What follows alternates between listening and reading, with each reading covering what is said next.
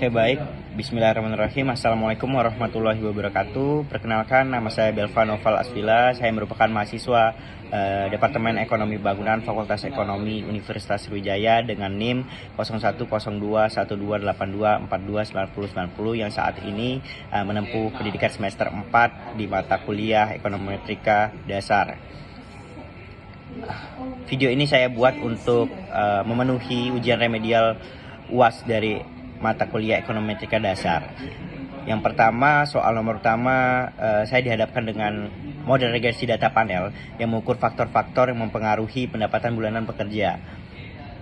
Kalau kita perhatikan bentuk dari persamaannya, variabel dependennya itu menggunakan len atau logaritma natural, yang artinya model ini sifatnya semi-log ya teman-teman, atau log-lin. Dengan konsekuensi bahwa cara bacanya akan sedikit berbeda, yaitu cara baca koefisiennya harus kita kalikan dengan 100%, karena interpretasinya berupa persentase perubahan. Setelah saya bedah satu persatu koefisien variabel independennya, yang pertama saya menemukan bahwa variabel pendidikan itu memiliki nilai koefisiennya sebesar positif 0,082. Yang angka ini menunjukkan bahwa kalau ada tambahan 1 tahun lama sekolah pada pekerja, maka pendapatan bulannya bisa diprediksi bahwa akan mengalami kenaikan sebesar 8,2% setiap tambahan 1 tahun lama sekolah pada pekerja tersebut. Lalu variabel kedua yaitu variabel umur dengan koefisien positif 0,015. Dengan koefisien yang positif, artinya setiap kali umur responden bertambah 1 tahun, maka pendapatan bulanan mereka juga akan diperkirakan akan meningkat sebesar 1,5%. Lalu yang ketiga itu ada variabel perempuan, variabel dummy perempuan dengan koefisien negatif 0,124. Karena variabel ini merupakan variabel dummy di mana angka 1 itu menunjukkan perempuan dan 0 itu menunjukkan laki-laki, nilai negatif 01,24 itu mengindikasikan bahwa pekerja perempuan itu memiliki rata-rata pendapatan 12,4% lebih rendah dibandingkan pekerja laki-laki. Lalu variabel dummy yang keempat, variabel dummy juga yaitu variabel dummy internet dengan koefisien positif 0,098 yang menunjukkan bahwa variabel dummy internet bernilai 1 kalau pekerjanya menggunakan internet untuk bekerja dan bernilai 0 apabila pekerja tidak menggunakan internet untuk bekerja. Koefisien positif 0,098 menunjukkan bahwa pekerja yang memanfaatkan internet untuk kerjanya memiliki pendapatan 9,8% lebih tinggi dibandingkan mereka pekerja yang tidak menggunakan internet.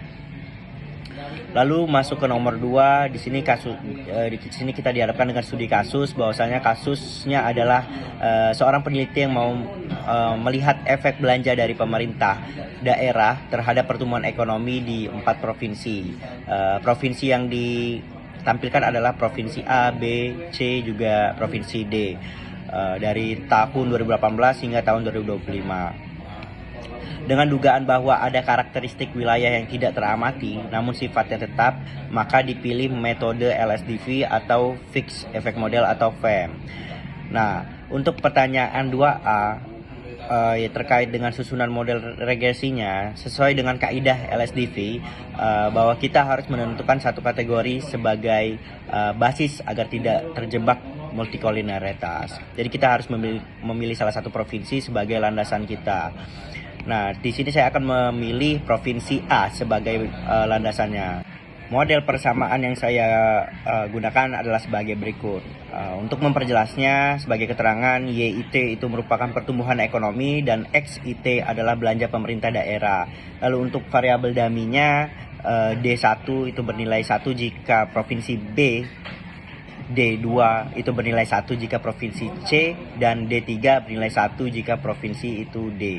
Nah, untuk provinsi A sendiri interceptnya sudah otomatis diwakili oleh nilai konstanta awal atau beta 0. Lalu untuk pertanyaan 2B, yaitu pertanyaan terkait dengan berapa jumlah dummy dan alasannya.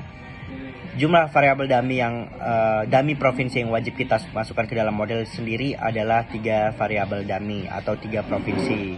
Lalu pertanyaannya, kenapa hanya 3 provinsi? Padahal yang kita teliti ada 4 provinsi.